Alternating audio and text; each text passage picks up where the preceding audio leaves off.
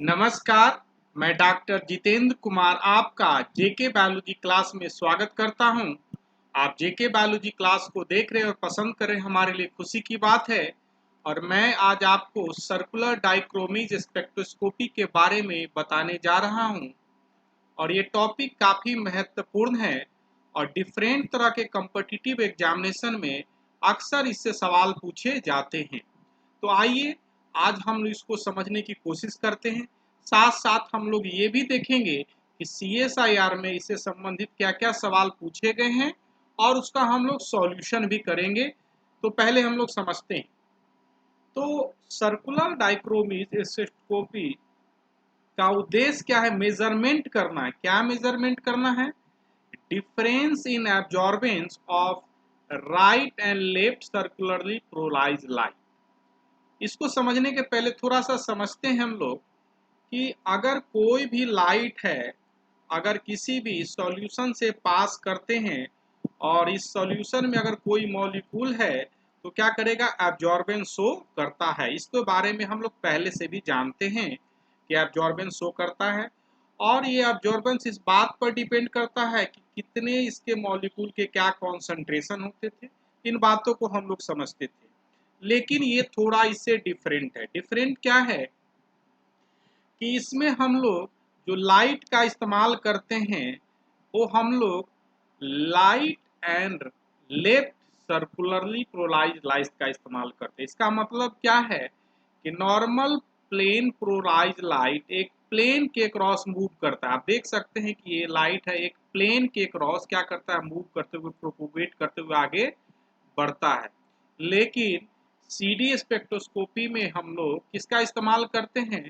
Circularly polarized light, जो right and left polarized light होता है और एक दूसरे पर परपेंडिकुलर होता है। आप एक प्लेन के क्रॉस देख रहे हैं, दोनों जो लाइट है ये 190 डिग्री के क्रॉस करते जा रहे हैं और ये आउट ऑफ फेज होते हैं। 95 डिग्री आउट ऑफ फेज होते हैं। बट एनीवे, यहाँ पर हम लोग को समझना क्या है, जो असली बात क्या है, इसमें हम लोग एब्जॉर्बेंस को जो मेजर करते हैं ये डिफरेंस मेजर करता है right and left circularly polarized light को। तो अगर अब यही कहानी को समझते हैं कि अगर हमको किसी मॉलिक्यूल का CD करना है तो उस मॉलिक्यूल को हम लोग सैंपल में ले लेते हैं। ये हमारा सैंपल है और सैंपल में जिस मॉलिक्यूल का हमको CD करना है उस मॉलिक्यूल को हम लोग आपस में ले लेते हैं और इससे हम कैसा लाइट पास कर रहे हैं?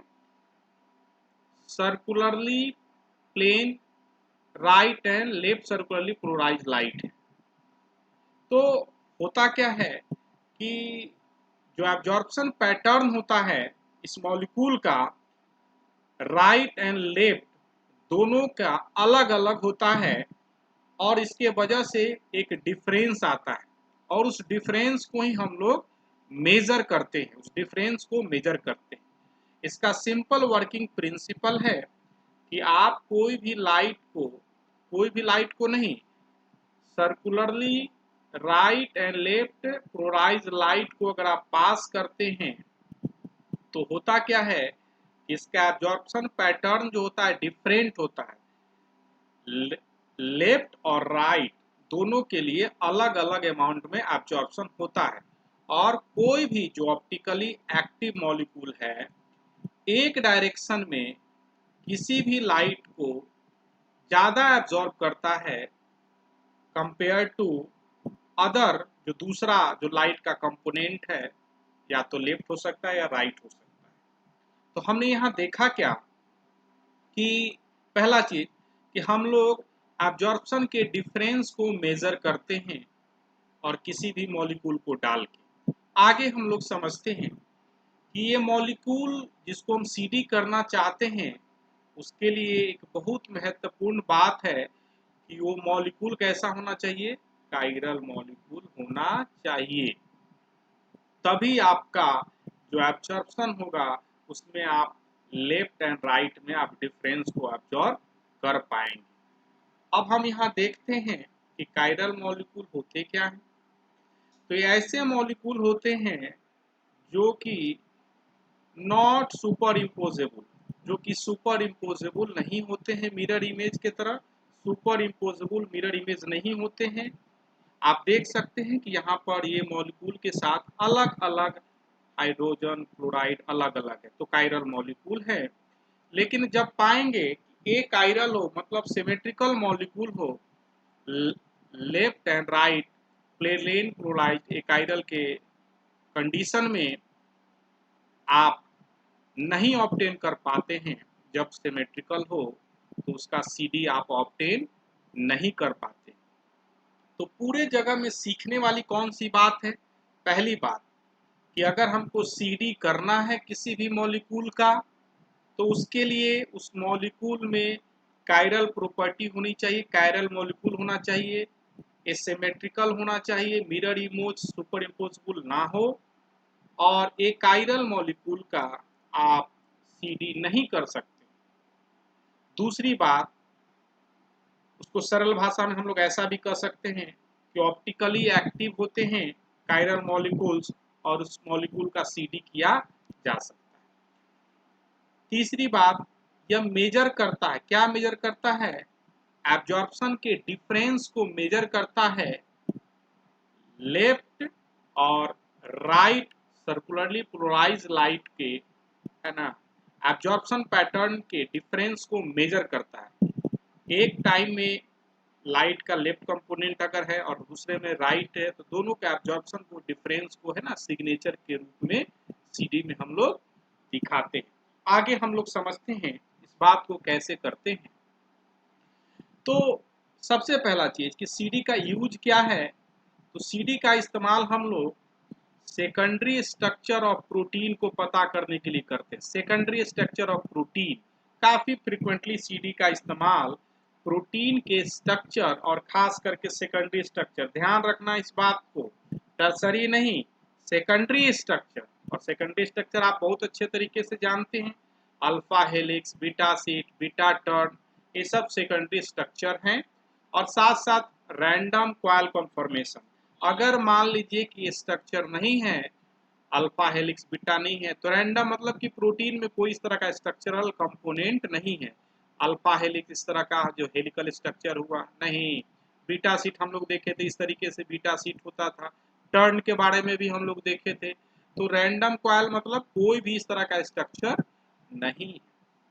आगे हम लोग समझते हैं कि जब भी हम लोग CD लेते हैं तो किस रेंज में लेते हैं, 192 टू 50 नैनोमीटर रेंज में हम लोग लेते हैं, इस बात को भी ध्यान रखना है। और जब हम CD लेते हैं तो वास्तव में उस डिफरेंस को, जिसको हम लोग सरल भाषा में कभी कभी इलेक्ट्रिसिटी कह देते हैं, उसी को हम लोग मेजर करते हैं। आगे इसके बारे में हम डिटेल से देखेंगे। तो जो डिफरेंस हुआ लेफ्ट और राइट, जो प्लेन पोलराइज्ड लाइट का, उसका सिग्नेचर वेवलेंथ के अनुसार मेजर करते हैं और देखते हैं कि अल्फा हेलिक्स, बीटा शीट और रैंडम कॉइल का अलग अलग सिग्नेचर होता है।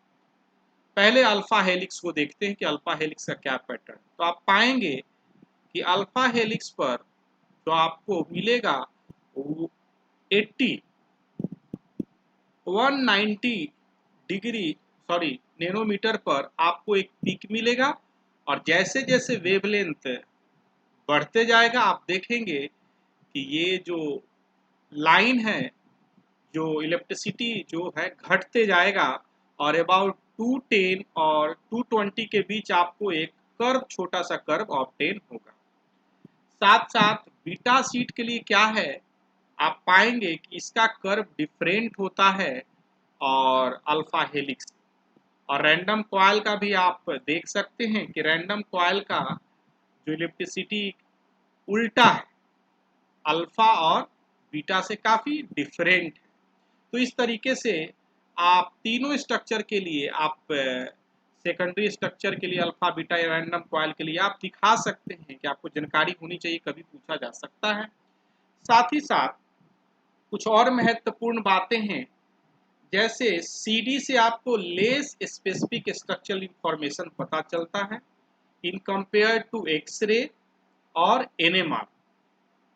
दोनों से आप, अगर आप एक्सरे और NMR करते हैं तो आपको एटॉमिक रिजोल्यूशन डेटा, मतलब काफी रिजॉल्व स्ट्रक्चर के बारे में आपको पता होता है।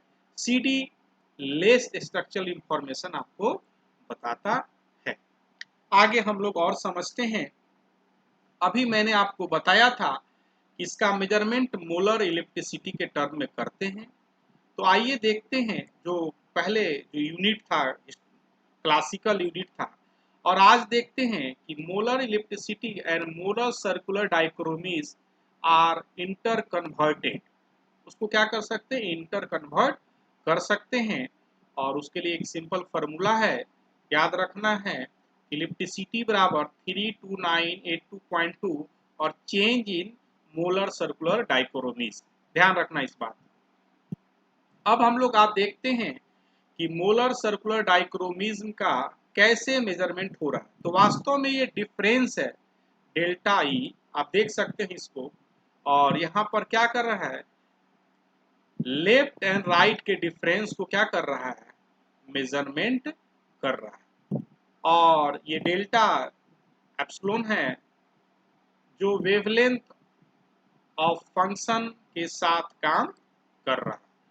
कैसे वेवलेंथ फंक्शन के साथ ये चेंज हो रहा है। अगर आप लैम्बर्ट बियर लॉ जिसको हम लोग कहते थे, इसको हम अप्लाई करें तो आप इसके बारे में एब्जॉर्प्शन डिफरेंस को भी मेजर कर सकते हैं। कैसे मेजर करेंगे, चेंज इन एब्जॉर्प्शन बराबर EL ER minus C concentration, और ये मतलब पाथ लेंथ सेंटीमीटर में। तो आप देख सकते हैं इसको path length in centimetre. CD spectra of DNA, आप DNA के डिफरेंट स्ट्रक्चर को भी आप CD में पता कर सकते हैं। और ये डिफरेंट सिग्नेचर है A DNA के लिए और B DNA के लिए। आप देख सकते हैं कि डिफरेंट तरह का सिग्नेचर है। ये A DNA के लिए है और ये आपका B DNA के लिए डिफरेंट सिग्नेचर है। आइए हम लोग आगे और समझते हैं। अब देखते हैं कि किस तरीके के सवाल इससे पूछे जाते हैं, और उस सवाल को हम लोग बनाएंगे। अगर आपने जेके बायोलॉजी क्लास के चैनल को सब्सक्राइब नहीं किया है तो सब्सक्राइब कर लीजिए। अगर आप CSIR और कोई भी कंपटीशन की तैयारी करते हैं तो। आइए, ये सवाल दिसंबर 2017 में पूछा गया था। और क्या पूछा गया था, देखिए क्या बोल रहा है कि एक पॉलीमर को सिंथेसिस किया गया है, एक कायरल एमिनो एसिड। तो आपको कॉन्फॉर्मेशन ऑफ द पॉलीमर कैसे इन्वेस्ट कर सकते हैं, किस किस टेक्निक से आपको बताना है कि आप कॉन्फॉर्मेशन को, जो सेकेंडरी कॉन्फॉर्मेशन है या टर्सरी कॉन्फॉर्मेशन है, आप उसको ऑब्टेन कर सकते हैं। पहले बड़ी बात कि जैसे ही ये कायरल एमिनो एसिड की बात आ गई तो आप CD तो कभी कर ही नहीं सकते, क्योंकि CD जब भी करते हैं तो कायरल के लिए करते हैं, कायरल के लिए हम लोग नहीं करते। हमने इसको यह देखा भी था कि इसके लिए हम लोग CD नहीं करते। दूसरी बड़ी बात कि अब 3 और कंपोनेंट हैं, fibre diffraction, NMR spectroscopy, differential scanning, calorimetry. तो न्यूक्लियर मैग्नेटिक रिजोनेंस स्पेक्ट्रोस्कोपी काफ़ी अच्छा टूल है, जिसकी मदद से हम लोग सेकेंडरी स्ट्रक्चर को क्या कर सकते हैं, पता कर सकते हैं। आप डिफरेंट एनवायरनमेंट में रख के आप इसके सेकेंडरी स्ट्रक्चर को, या डिफरेंट कंडीशन में रख के डिफरेंट तरह के सेकेंडरी स्ट्रक्चर के चेंजेस को आप लोग देख सकते हैं। यह काफ़ी मतलब सिंपल टूल है जिसमें आप लोग इस्तेमाल कर सकते हैं। आगे हम लोग देखते हैं डिफरेंशियल स्कैनिंग कैलोमेट्री। तो ये तो हो सकता है बी। तो रहा बात कि अब आपका ऑप्शन या तो ये सही हो सकता है या ये सही हो सकता है ना। और ये आप में जिसमें सी हो गया तो हो ही नहीं सकता है, ये नहीं हो सकता है, और आपका ये नहीं हो सकता। अब इस दोनों को समझते हैं। फाइबर डिफ्रैक्शन, फाइबर डिफ्रैक्शन जो है क्या, एक तरह का स्कैटरिंग डेटा है जो हम लोग ऑब्टेन करते हैं। या तो स्कैटरिंग डेटा है एक्सरे का, इलेक्ट्रॉन का, न्यूट्रॉन का, ये हो सकता है। और ये जो एक्सेस के अलॉन्ग इस तरह का डेटा होता है, जिसको हम लोग हेलिकल स्ट्रक्चर के लिए इस्तेमाल करते हैं। हेलिकल कॉम्पोनेंट या DNA के स्ट्रक्चर, जो कि वो भी हेलिकल स्ट्रक्चर है, तो उसमें हम लोग डिफ्रैक्शन पैटर्न का इस्तेमाल करते हैं उसके स्ट्रक्चर एनालिसिस के लिए। तो ये भी आपका क्या है, सही है, और ये भी क्या है, आपका सही है। तो आपका ए नहीं सही है, सॉरी, आपका ए सही है और बी सही है NMR, तो आपका आंसर ए होगा। अब थोड़ा सा समझते हैं डिफरेंशियल स्कैनिंग कैलोरीमेट्री क्या है।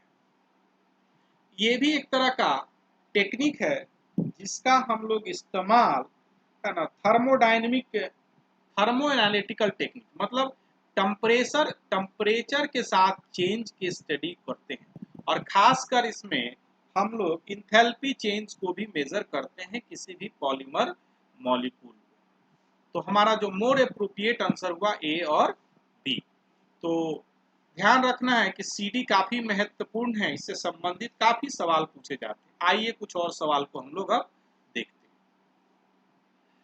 ये सवाल दिसंबर 2016 में पूछा गया है, और पूछा गया है optical measurement of protein taken before and after digestion of protein protease. तो आपको किया गया है क्या कि ऑप्टिकल मेजरमेंट किया जा रहा है, या तो एब्जॉर्बेंस मेजर किया जा रहा है CD, और फ्लोरोसेंस वैल्यू मेजरमेंट किया जा रहा है। तो which of the spectroscopy measurement signal changes before and after protease treatment will be maximum. बात काफी सिंपल है कि अगर मान लीजिए कि कोई प्रोटीन है और इस तरह का प्रोटीन अपना स्ट्रक्चर में है, तो आप पहले मेजरमेंट कीजिए जो भी ऑप्टिकल मेजरमेंट कर रहे हैं। और दूसरी बात, अगर इसको आप डाइजेशन कर देते हैं, डाइजेशन के बाद क्या हो जाएगा, ये टूट जाएगा, छोटे छोटे पेप्टाइड में टूट जाएगा। तो इसमें जो आपका आंसर होगा सर्कुलर डाइक्रोमीज, क्योंकि जैसे ही प्रोटीएज का आप ट्रीटमेंट करेंगे, इसकी जो स्ट्रक्चरल आइडेंटिटी है वो खत्म हो जाएगी, और जैसे ही स्ट्रक्चरल आइडेंटिटी खत्म हो जाएगी तो उसका जो CD है आप ऑलमोस्ट क्या हो जाएगा, नेग्लिजिबल हो जाएगा, क्योंकि स्ट्रक्चरल कंटेनेंट खत्म हो गया है। तो इसका आंसर आपका CD सर्कुलर डाइक्रोमीज होगा। आइए अब हम लोग और देखते हैं A एंड B। ये सवाल जून में पूछा गया है, और पूछा क्या जा रहा है, AB 2 एंटियोमरिक हेलिकल पेप्टाइड है, और chirality can be determined by recording there. तो आप CD इसका आंसर होगा। क्यों आंसर होगा, क्योंकि आप आसानी से इसको पता कर सकते हैं, और 2 एंटियोमरिक अगर रहेगा, रेशमिक मिक्सचर के तरह रहेगा, तो उसका जो वैल्यू आएगा 0 आता है। आप ये भी ध्यान रखना, रेशमिक मिक्सचर हो जाता है 2 एंटियोमर्स का, तो उसका जो वैल्यू आएगा जो सिग्नल के फॉर्म में वो 0 आता है। तो इसको भी आपको ध्यान रखना। आइए कुछ और सवाल को हम लोग देखते हैं। ये सवाल दिसंबर में पूछा गया है 16 में, और बताया जा रहा है कि देखिए एक रिसर्चर है, वैज्ञानिक है, स्ट्रक्चरल चेंज ऑफ प्रोटीन को मेजरमेंट कर रहा है। 2 तरीके से मेजरमेंट कर रहा है, ट्रिप्टोफैन के फ्लोरोसेंस से और सर्कुलर डाइक्रोमीजन से। आप अच्छी तरीके से जानते हैं कि tryptophan, tyrosine major important molecule हैं जो फ्लोरोसेंस क्या करते हैं, देते हैं। और फिनाइलएलानाइन मेजर ट्रिप्टोफैन मॉलिक्यूल्स होते हैं। और CD में हम लोग स्ट्रक्चरल चेंज को भी देखते हैं। और ये दोनों जो चीज है प्रोटीन का फोल्डिंग स्टडी कर रहा है, डिफरेंट कंडीशन में आप देख रहे हैं, और उसके चीजों को क्या कर रहा है, एनालिसिस कर रहा है। पहले क्या कर रहा है, देखिए 0.5 मोलर यूरिया, अगर किसी भी प्रोटीन को यूरिया में डालते हैं, अगर ये प्रोटीन है और प्रोटीन में अगर आप क्या डालते हैं, यूरिया डालते हैं, तो क्या हो जाएगा, ये डीनेचर कर जाएगा। जो पहले फोल्डेड था, पहले क्या था, ये फोल्डेड था, अब कैसा हो जाएगा, अनफोल्डेड हो जाएगा। ये पहले जो फोल्डेड था तो अब कैसा हो जाएगा, अनफोल्डेड हो जाएगा। यूरिया डीनेचुरेंट है, अनफोल्डिंग का काम करता है। एडिंग एक्रालामाइड, अगर आप रेक्लाइमाइड का ऐड करते तो क्विंचर ऑफ ट्रिप्टोफैन, क्विंचर मतलब जो फ्लोरोसेंस प्रॉपर्टी है वे क्विंचर के चलते अगर आप ऐड कर रहे हैं तो फ्लोरोसेंस की प्रॉपर्टी से खत्म हो जाएगी। क्विंचर मतलब फ्लोरोसेंस के मॉलिक्यूल को सरल भाषा में अपने में एब्जॉर्ब कर लेगी, सोख लेगी। दूसरा हिटी, सॉरी, हाँ, पहला जो है विदाउट ट्रीटमेंट, दूसरा जो था यूरिया के साथ, तीसरा क्विंचर है, और चौथा अपॉन हीटिंग। अगर आप हीट भी करते हैं तो प्रोटीन क्या करते हैं, डीनेचर करते हैं। और उनका ग्राफ दिया गया है। तो आप देख रहे हैं कि फ्लोरोसेंस का ग्राफ है और ये क्या इलेक्ट्रिसिटी का ग्राफ है। तो सेम मॉलिक्यूल को आप डिफरेंट कंडीशन में या तो फ्लोरोसेंस को मेजर कर रहे हैं या इलेक्ट्रिसिटी को मेजरमेंट कर रहे हैं, और उसमें आप पाते हैं कि डिफरेंट तरह का सिग्नल एब्जॉर्ब किया गया। ए मतलब बिल्कुल नेगेटिव कंडीशन की बात कर रहे हैं। बी जब बात किया जा रहा है तो आप देखेंगे यूरिया की बात किया जा रहा है, और सी जब बात किया जा रहा है तो क्विंचर की बात किया जा रहा है, और डी कब बात किया जा रहा है हीट डीनेचुरेंट की। बिल्कुल सारे कंडीशन यहाँ पर भी है। लेकिन आप देखेंगे कि जो सिग्नल चेंज है फ्लोरोसेंस के केस में डिफरेंट कंडीशन में ज्यादा है देन सीडी के केस में। आप देख सकते हैं ज्यादा सिग्नल चेंजेस नहीं आ रहा है। यहाँ सिग्नल हम इलेक्ट्रिसिटी के टर्म में मेजर कर रहे हैं और यहाँ फ्लोरोसेंस के टर्म में मेजर कर रहे हैं। तो जो फ्लोरोसेंस है ज्यादा सिग्नल चेंज दिखा रहा है, तो इसका मतलब क्या है मोर सेंसिटिव है स्ट्रक्चरल चेंज देन सीडी। तो ये आपका जो आंसर होगा आपका क्या हो जाएगा, दूसरा नंबर आंसर हो जाएगा। क्योंकि आप सिग्नल देख रहे हैं काफी कम चेंजेज है। सिग्नल मतलब ऐसे ऑब्जर्व कर सक देख सकते हैं काफी कम चेंज, लेकिन आप इसके केस में देखिए कितना आसानी से सिग्नल चेंज है कि नेगेटिव है, और ए कंडीशन आपका नेगेटिव है, और तीसरा आप क्या कर रहे हैं सी आपका सी है क्विंचर, क्विंचर लगा दे रहे हैं तो कितना चेंज हो रहा है, जबकि यहाँ और ए सी का कुछ सिग्नल चेंज ऑलमोस्ट नेग्लिजिबल है। चलिए आगे और कुछ सवाल को हम लोग देखते हैं। हाँ, लेकिन अगर आपको वीडियो पसंद आ रहा होगा तो आप अपना कमेंट जरूर लिखिएगा और जेके बायोलॉजी क्लास को सब्सक्राइब कीजिएगा। अब यहाँ पर हम लोग देखते हैं कि प्रोटीन स्ट्रक्चर और इंटरेक्शन को डिफरेंट कंडीशन के बारे में बताया गया है और बता रहा है कि करेक्ट स्टेटमेंट क्या है।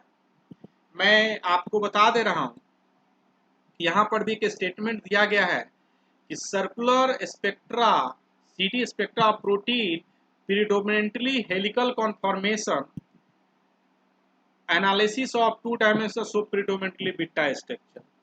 ये बिल्कुल क्या है, गलत है। ठीक है, यही बात पहला मैं बताना चाह रहा था कि सर्कुलर डाइक्रोमिज्म जो है आप उसमें अल्फा और बीटा दोनों को भी आप बता सकते हैं, और स्पेक्ट्रा में ऐसा नहीं कि प्रीडोमिनेंटली जो प्रोटीन में रहेगा वही न दिखाएगा कि प्रीडोमिनेंटली हेलिकल कॉन्फॉर्मेशन दिखाने लगेगा। जो रहेगा वही दिखाएगा, चाहे आप सीडी से स्ट्रक्चर को मेजर करें चाहे एनएमआर से स्ट्रक्चर को मेजरमेंट करें, जो प्रोटीन का स्ट्रक्चर है वही दिखाएगा। या तो अल्फा हेलिक्स होगा तो अल्फा हेलिक्स, बीटा होगा तो बीटा देगा। तो दोनों में ध्यान रखना है कि सीडी और एनएमआर दोनों से हम लोग स्ट्रक्चर पता करते हैं, लेकिन ऐसा नहीं कि इससे अल्फा दिखाएगा इससे बीटा दिखाएगा। और ये स्टेटमेंट सीएसआईआर में आगे भी पूछा गया है और ये ऑप्शन क्या है, बिल्कुल इनकरेक्ट है। अब देखिए concentration of tryptophan in a protein can be determined by monitoring fluorescence change in a protein। आप नंबर ऑफ ट्रिप्टोफैन मॉलिक्यूल्स को नहीं पता कर सकते हैं by monitoring the fluorescence of a protein. ये अब मान लीजिए कि अगर मान लीजिए कोई एक प्रोटीन है और प्रोटीन में क्या है, दो ट्रिप्टोफैन रेसिड्यू है जो कि अंदर में है मौजूद हैं, तो ये ज्यादा फ्लोरोसेंस देगा हाइड्रोफोबिक नेचर के वजह से। लेकिन अगर मान लीजिए कोई प्रोटीन है और किसी कारण से प्रोटीन यूजुअली बरीड रहते हैं लेकिन हो सकता है ट्रिप्टोफैन के मॉलिक्यूल बाहर हो, उस स्थिति में आपका जो फ्लोरोसेंस है वो कम होगा।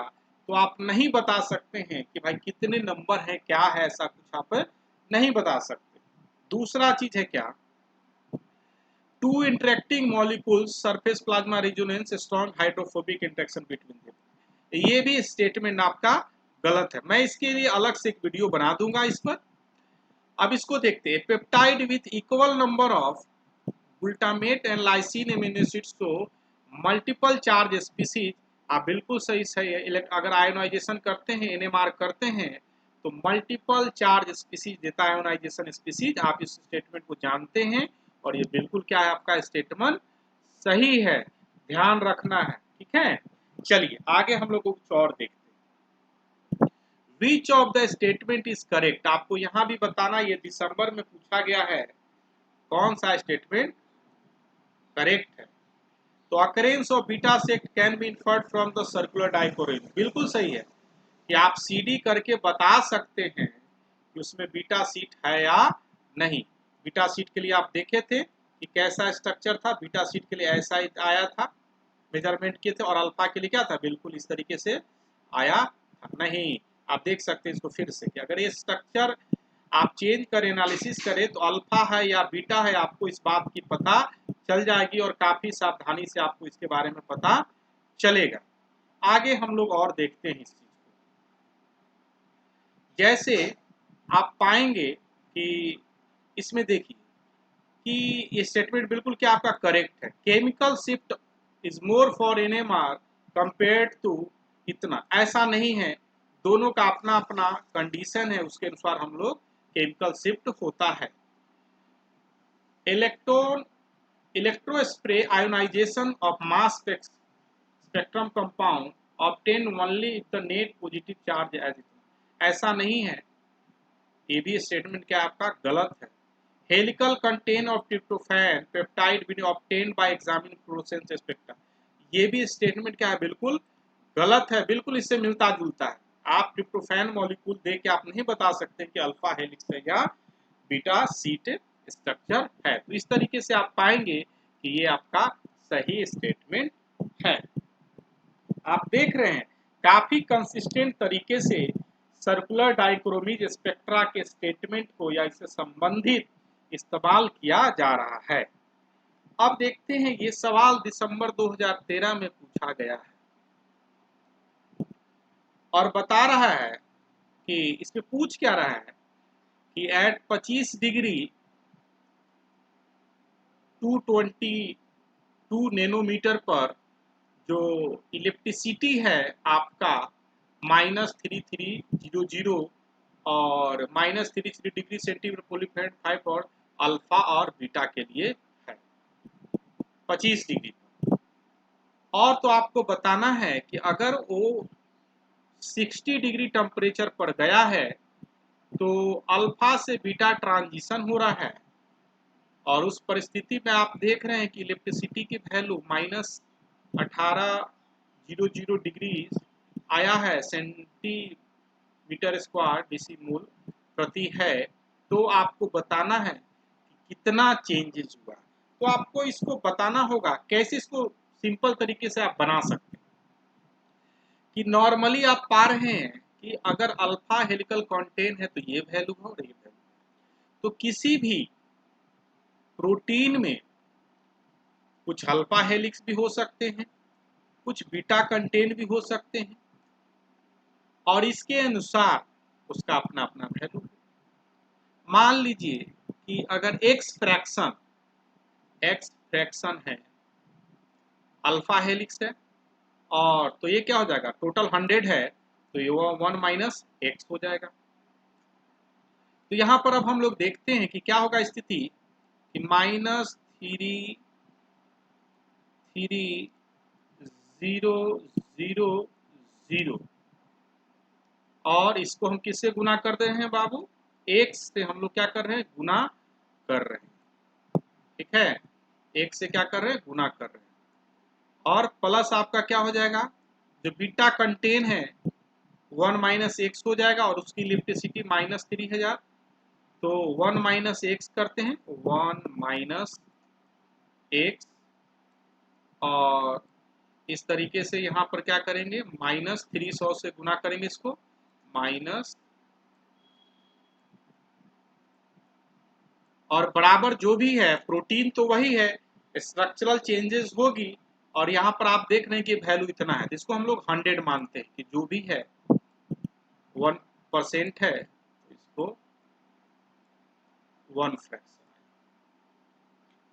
अब इसको कैलकुलेट करते हैं तो ये क्या हो जाएगा, -3300, और आपका ये हो जाएगा x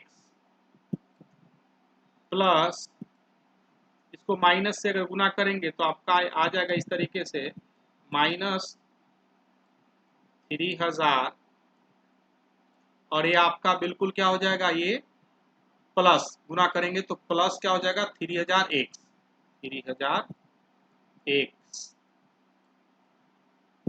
और ये हमारा बिल्कुल अभी 1800, हम यहाँ पर कोई यूनिट नहीं लगा रहे हैं कि कैलकुलेशन करने में आपको क्या हो, आसानी हो। अब यहाँ देखेंगे कि इसको अगर इधर ले जाएंगे, इसको हम इधर ले जाते हैं तो ये प्लस हो जाएगा, तो बिल्कुल इधर की स्थिति क्या हो जाएगा, -15000, क्यों ये माइनस है तो प्लस गया तो घट गया इससे, तो इस तरह से। और ये दोनों को काट देंगे तो क्या हो जाएगा, -30, 30 0 0 0 और x इस तरीके से होगा। और x को फिर अगर हम ऐसे कर दें तो इसका फ्रैक्शन कर दें तो बिल्कुल ये वैल्यू नीचे चला जाएगा, तो -1500 बटे माइनस, बिल्कुल इसको डिवाइड कर देंगे तो आपको बिल्कुल काटेंगे तो क्या हो जाएगा, 1/2 आ जाएगा, मतलब 0.5%, 50%। और ये किसका वैल्यू, आई एक्स का। तो आप पाएंगे कि कितना जो हुआ, ट्रांजिशन हुआ अल्फा से बीटा, तो बाद में जो एग्जिस्ट कर रहा है क्या है, एक्स का क्या है, 50% आपका इस तरीके से क्या होगा, आंसर होगा। तो हमने यहाँ देखा कि सीडी से डिफरेंट तरीके के सवाल कंसिस्टेंट पूछे जाते हैं। तो आप इस वीडियो को अगर पसंद करते हैं तो जेके बायोलॉजी क्लास को लाइक करें, शेयर करें, सब्सक्राइब करें और अपना कमेंट बॉक्स में जरूर लिखें। हाँ, आइए कुछ और बात मैं आपको बता देता हूँ। अगर आप CSIR नेट की तैयारी कर रहे हैं या MSc बेस्ड एंट्रेंस की तैयारी कर रहे हैं, IIT JEM, ICR, JNU, DIF और IISc, तो आप CSIR net life science club को ज्वाइन कर सकते हैं, जो आपकी सफलता का, निश्चित सफलता के लिए प्रयासरत है। साथ साथ अगर आप कोई जानकारी चाहते हैं इससे संबंधित तो कॉल कर सकते हैं, 6202692436 पर आप कॉल कर सकते हैं। और ये क्लब बोरिंग रोड पटना में अवस्थित है और यहाँ पर पूरी पढ़ाई लिखाई डॉक्टर जितेंद्र कुमार के दिशा निर्देश में होता है। और अगर आप वीडियो को पसंद करते हैं तो जेके बायोलॉजी क्लासेस चैनल को सब्सक्राइब करें, और इससे आपको क्या है, नए वीडियो का क्या है, आप आसानी से ऑब्टेन कर सकते हैं। और thank you for watching the video.